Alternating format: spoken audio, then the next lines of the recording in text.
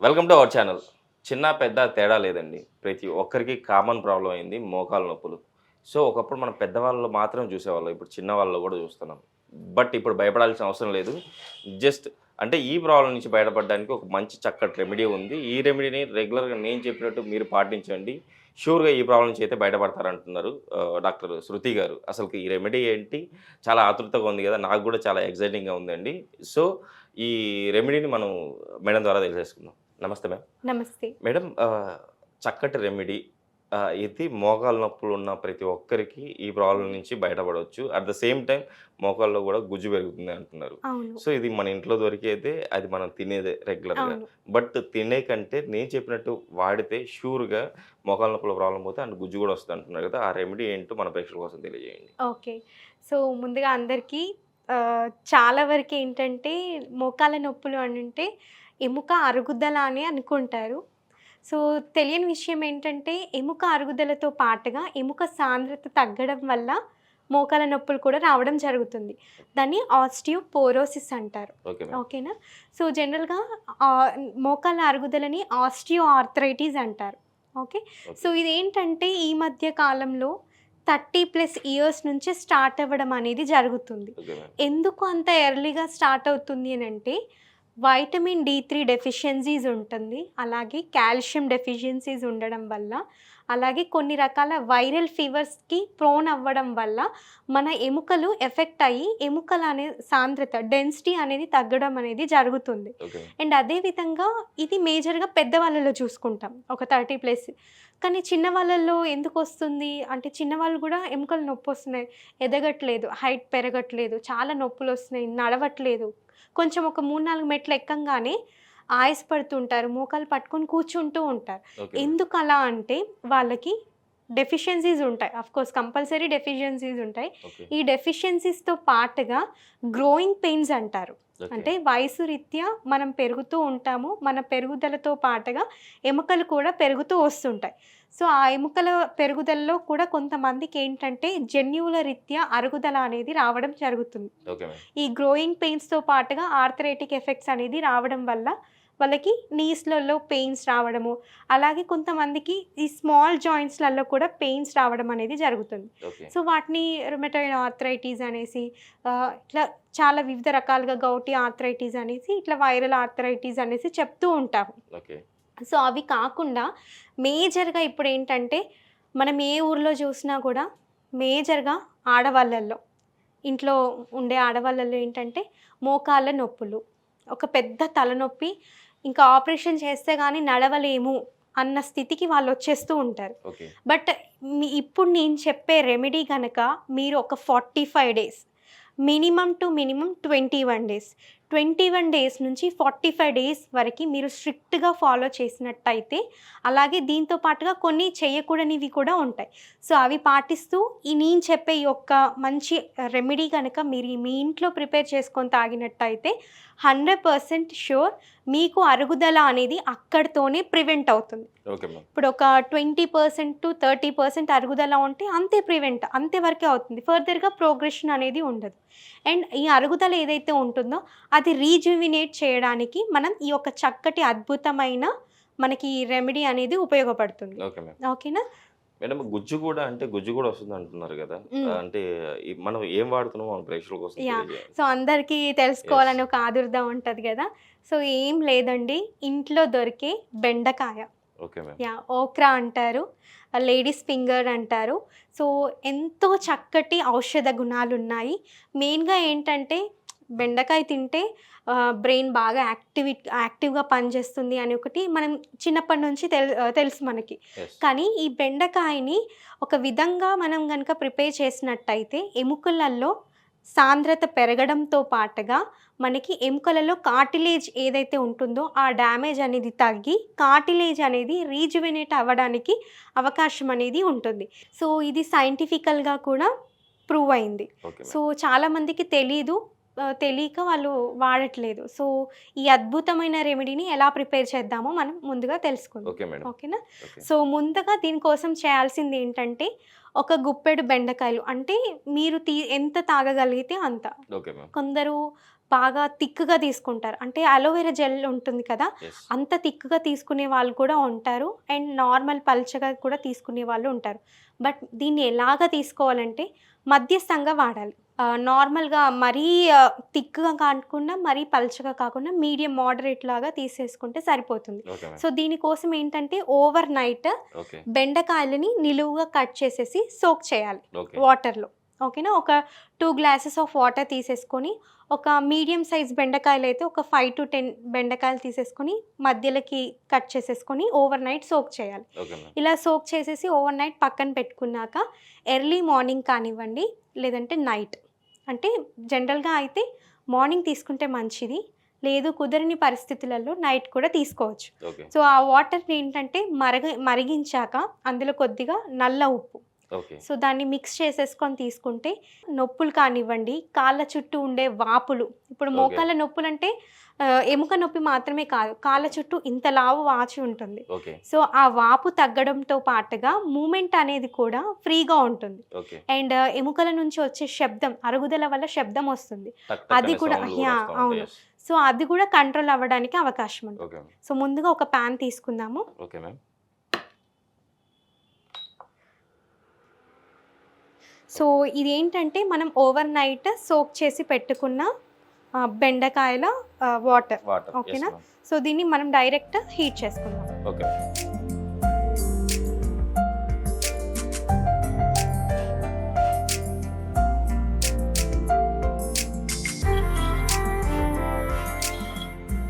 So ఇలా వేసాం కదా. Yes. సో బెండకాయని ఏంటంటే ఇలా నిలువుగా కట్ చేసుకోవాలి. మీరు చూస్తున్నారా ఎంత Yes. లిక్విడ్గా వస్తుందో? Yes ma'am. లైక్ ఇలా ఇలా థిక్ డిశ్చార్జ్ లాగా వస్తుంది కదా.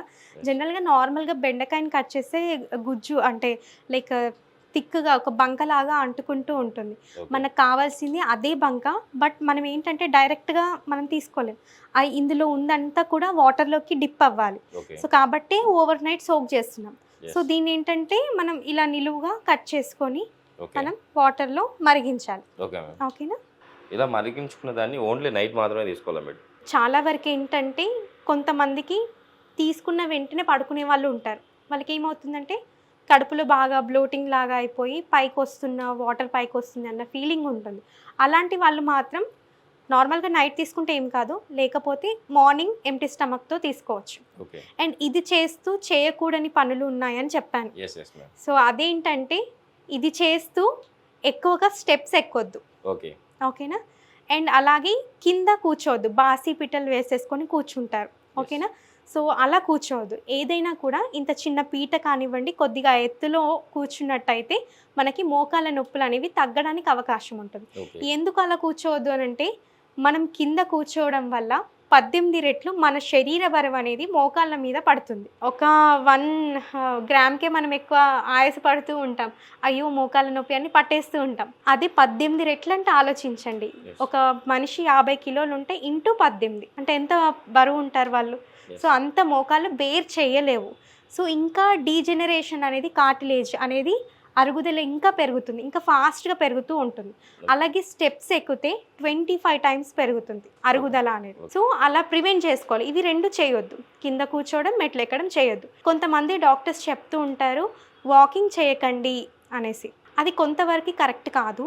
ఎలాంటి వాళ్ళు వాకింగ్ చేయొద్దు అంటే, ఇంకా కంప్లీట్గా ఆస్టియో ఆర్థరైటిస్లో 4th గ్రేడ్ ఉంటుంది, ఓకే. ఇంకా వాళ్ళు స్టెప్ అవుట్ కూడా చేయలేరు. అలాంటి వాళ్ళు ఏంటంటే వాకింగ్ చేయొద్దు. Grade 1 grade 2 initial stage of osteo arthritis అరుగుదల స్టార్ట్ అయిన వాళ్ళల్లో నడవండి. బట్ ఏంటి అంటే సైకిల్స్ మాదిరిగా నడవాలి. 10 మినిట్స్ వాక్ చేయండి, 5 మినిట్స్ రెస్ట్ తీసుకోండి, మళ్ళీ 10 మినిట్స్. అంటే ఇంట్లో పని చేస్తాం కదండి, మా వర్క్ రొటీన్లో పని చేస్తూ ఉంటాం, అటు ఇటు పరిగెత్తుతూ ఉంటాం, అది మీ యొక్క పనిలో మీరు చేసుకుంటున్నటువంటి వాకింగ్ మాత్రమే. ఓకే. మీ హెల్త్, మీ నీస్ని ఆరోగ్యంగా ఉంచుకోవడానికి మాత్రం డైలీ ఒక 30 minutes to 45 minutes of regular walking అనేది చాలా వరకు మీకు ఈ ఎముకల స్ట్రెంథనింగ్ కోసం ఉపయోగపడుతుంది. Okay ma'am. అండ్ లావుగా ఉన్న వాళ్ళకు అంటే ఈ మోకాలు నొప్పులు అనేది వాళ్ళకి కామన్‌గా వస్తాయి. అంటే వాళ్ళ మోకాలు అరగడం గాని, ఎందుకంటే వాళ్ళ వెయిట్ పడతది కదా! అవును. వెయిట్ పడినప్పుడు ఇలా అరుగుతది అంటారు. అంటే వాళ్ళకి కూడా ఇది యూజ్ అవుతుందా? అవును.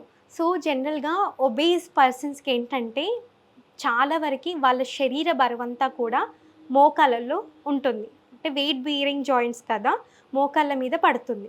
సో, అలా పడడం వల్ల ఏమవుతుంది అనంటే ఆహ్, ఎక్కువగా సరౌండింగ్ స్ట్రక్చర్స్ లిగమెంట్స్ అవ్వచ్చు, టెండాన్స్ అవ్వచ్చు, అలాగే మజిల్స్ అవ్వచ్చు, బోన్స్‌కి మధ్యలో ఉండే గ్యాప్ అవ్వచ్చు. ఇవన్నీ తగ్గి కార్టిలేజ్ మీద ఎక్కువ ఒత్తిడి పెరిగి అరుగుదల అనేది ఇంకా ప్రొసీడ్ అవుతూ ఉంటుంది. ఓకే. సో, అలాంటి వాళ్ళేంటంటే వాకింగ్ కంపల్సరీ చేయాలి.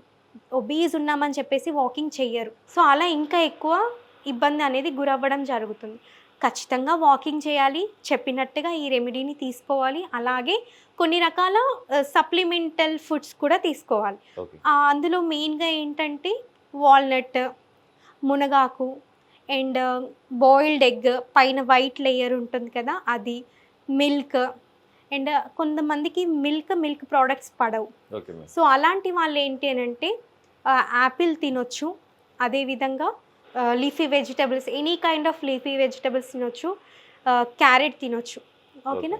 సో, క్యారెట్ ఏంటంటే దుంప వస్తువు కదా! వెయిట్ పెరుగుతారు కదా!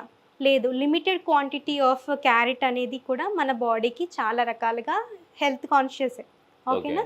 సో, ఒబేస్ ఉన్న వాళ్ళలో నీ జాయింట్ పెయిన్స్ అనేది అధికంగా చూస్తాం. బట్ కంట్రోల్డ్ మేనర్‌లో సెటిల్ చేసుకుంటూ వస్తే నీ జాయింట్ పెయిన్స్‌తో పాటుగా ఒబేసిటీ కూడా కంట్రోల్‌కి రావడం జరుగుతుంది. Okay madam.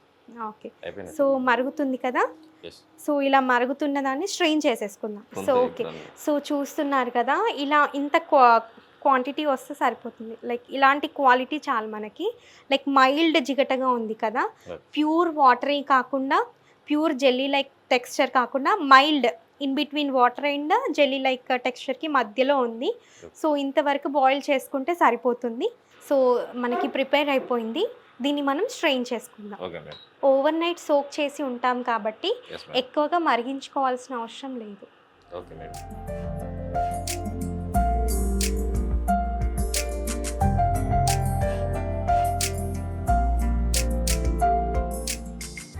మేడం ఇది చిన్నలు, పెద్దలు ఎవరైనా తీసుకోవచ్చు అంటారా?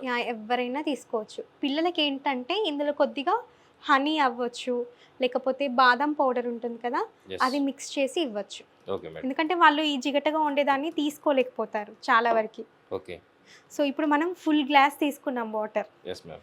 హాఫ్ గ్లాస్‌కి వచ్చేసింది. సో, ఇంత మరిగించాలి. ఓకేనా? ఓకే. సో, ఇంకా దీని యొక్క లైక్ బెనిఫిట్స్ అనేది ఎన్హాన్స్ అవ్వాలంటే జస్ట్ ఒక పించ్ నల్ల ఉప్పు. Okay ma'am. సో, ఈ జస్ట్ ఒక పించ్ నేను వేసినట్టుగా ఉంచుతున్నాను. ఓకే. సో, ఇది ఎందుకు అనంటే మనకి ఎముకల చుట్టూ, మోకాల చుట్టూ వాపు వస్తుంది.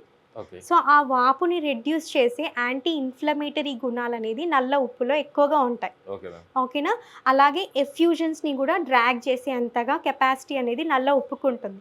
అందులో మళ్ళీ సోడియం అనేది న్యాచురల్ ప్రాసెస్‌లో ఉంటుంది కాబట్టి మనకి ఎముకలకి మినరల్స్‌ని అందించడంలో కూడా చాలా వరకు సహాయపడుతుంది. ఓకే. సో, ఎటువంటి దీర్ఘకాలిక కీళ్ళ నొప్పులు, కీళ్ళ వాతాలు ఉన్నా కూడా నేను చెప్పినటువంటి ఈ 21 days to 45 days of challenge కనుక రెగ్యులర్గా తీసుకుంటున్నట్టయితే మీకు ఎటువంటి నీ అరుగుదలలు కానివ్వండి, జాయింట్స్లో పెయిన్స్ కానివ్వండి, ఎముకల సాంద్రత కానివ్వండి తగ్గడానికి అవకాశం ఉంటుంది.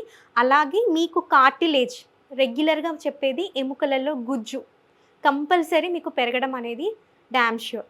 అండ్ ఇంకొకటి ఏంటంటే ఇది అందరూ తీసుకోవచ్చా మేడం అని కూడా అడుగుతూ ఉంటారు. చాలామంది ఇప్పుడు రెగ్యులర్ పేషెంట్స్ ఏం చేస్తారంటే మాకు షుగర్ ఉందండి మేము తీసుకోవచ్చా?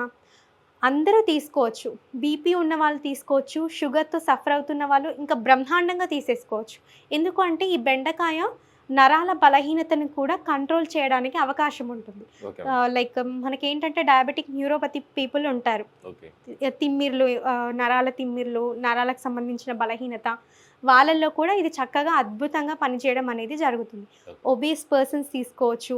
ఇంకా రకరకాల డిసీజెస్తో సఫర్ అవుతున్న వాళ్ళు కూడా ఈ లిక్విడ్ని తీసుకోవచ్చు. తీసేసుకొని కంప్లీట్గా ఈ ఒక ఛాలెంజ్ కనుక మీరు తీసుకున్నట్టయితే ఎముక అరుగుదలని ప్రివెంట్ చేసి ఎముక మధ్యలో ఉండే గుజ్జు అనేది పెరగడం అనేది జరుగుతుంది. Okay madam. చూసారు కదండీ! మీరు కూడా ఇంట్లో మనం నైట్ యాక్చువల్లీ ఏందంటే, మనం నైట్ వాటర్‌లో బెండకాయ వేసేసుకొని, ఆ వాటర్‌ని మళ్ళీ మనం మరిగించుకొని, అందులో పించ్ ఆఫ్ సాల్ట్‌నేసుకొని రెగ్యులర్‌గా తీసుకోవడం వల్ల మోకాళ్ళ నొప్పులు తగ్గడమే గాకుండా, అట్ ద సేమ్ టైమ్ గుజ్జు గూడా పెరుగుతుందంటండి. సో, మన ప్రేక్షకులందరూ కంపల్సరీ ఇది గమనించి మీరు ఇంట్లో రెగ్యులర్‌గా పాటిస్తూ మీ ప్రాబ్లమ్ నుంచి బయటపడతారని ఆశిస్తున్నాను.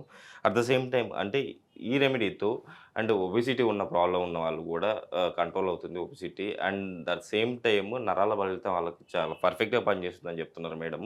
సో, ఇంత మంచి రెమెడీ చెప్పారు గదా మేడం. మేడం ఇంత మంచి రెమెడీ చెప్పినందుకు మా ప్రేక్షకుల తరపు నుంచి థాంక్ యూ అండి. ఓకే.